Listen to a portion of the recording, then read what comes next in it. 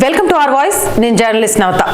ఇంతకాలం హిందూ ముస్లిం భాయి భాయి, హిందూ వరకు వచ్చేసరికి కులం వర్గం, ఇలా సెక్యులర్ ముసుగులో రాజకీయ పార్టీలు హిందువులను విభజించి పాలించటం మొదలుపెట్టారు.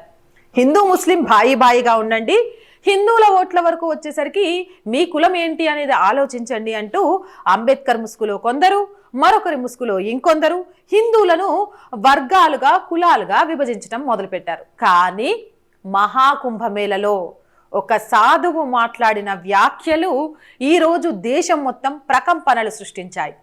ఏ కులము ఏ వర్గము మర్చిపోండి, హిందూ భాయి భాయి, హిందువులంతా అన్నదమ్ములే, కులాలు వర్గాలు కాదు అంటూ ఆయన మాట్లాడిన వ్యాఖ్యలు నిజంగా ప్రతి ఒక్కరిని ఆలోచింపజేస్తూ ఆచరించాల్సిన అంశాలు. ఒకసారి ఆ వీడియో మీకోసం ప్లే చేస్తా.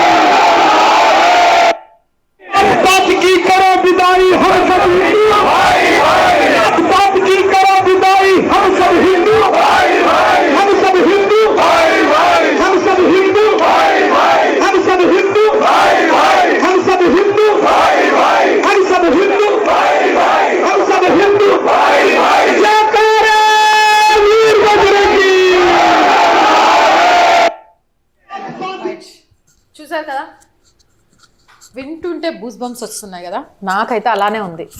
ఈ నినాదం చెప్పడానికి ఒక్క రాజకీయ నాయకుడికి కూడా ధైర్యం ఉండదు.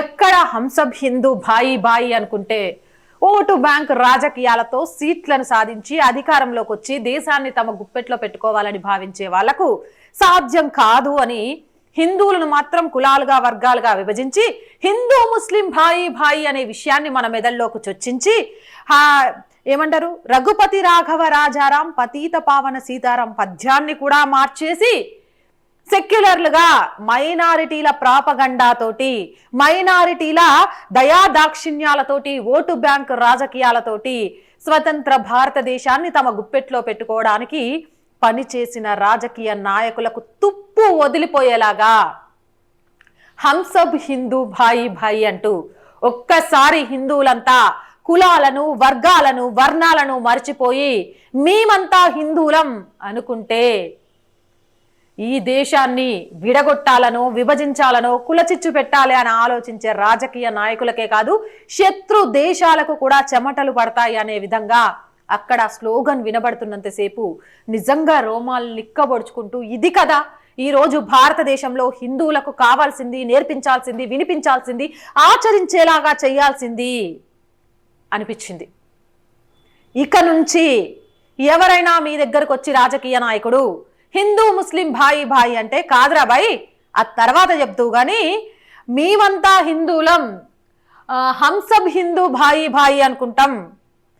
గడప లోపలే కులం, గడప లోపల కులం అని ఎందుకు చెప్తున్నానంటే ఒక్కొక్క కులానికి ఒక్కొక్క ఆచార వ్యవహారాలు, పండుగలు, పూజలు ఉంటాయి కాబట్టి అవి పాటించేటప్పుడు మాత్రం గడప లోపలే కులం.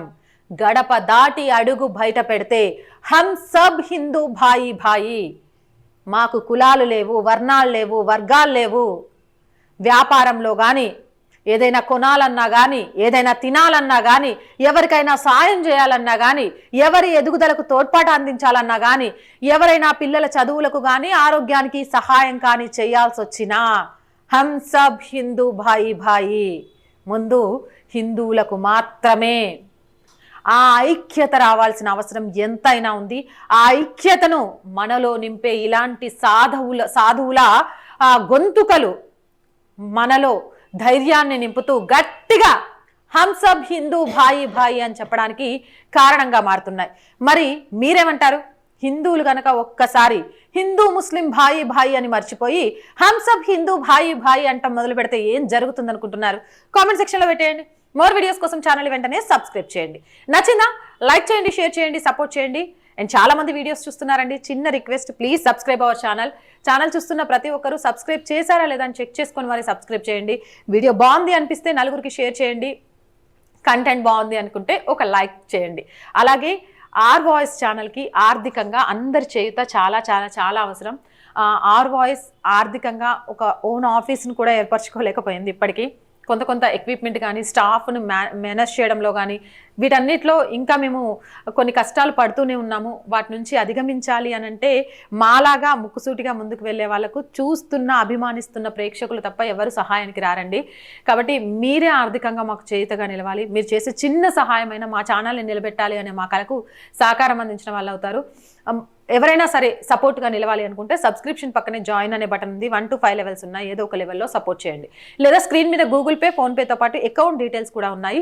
మీకు తోచిన సహాయం చేయడం ద్వారా ఈ ఛానల్ని నిలబెట్టడానికి పోరాటం చేస్తున్న ఒక మధ్యతరగతి అమ్మాయి కళకు సాయం చేసిన వాళ్ళు అవుతారు. వ్యాపార ప్రకటనల కోసం 8328500576 నెంబర్ని సంప్రదించండి. అలాగే ప్రజా సమస్య ఏదైనా మీ గొంతుకను మా గొంతుకగా వినిపిస్తాం. ప్రజా సమస్యలను 8328500576 నెంబర్కి వాట్సాప్ ద్వారా తెలియజేసేటప్పుడు పూర్తి వివరాలతో పాటు ఆడియో వీడియో క్లిప్పింగ్ ఎలాంటి నాయిస్ లేకుండా ఎలాంటి డిస్టర్బెన్స్ లేకుండా ఉండేలా చూసుకోండి. జై హింద్, జై భారత్.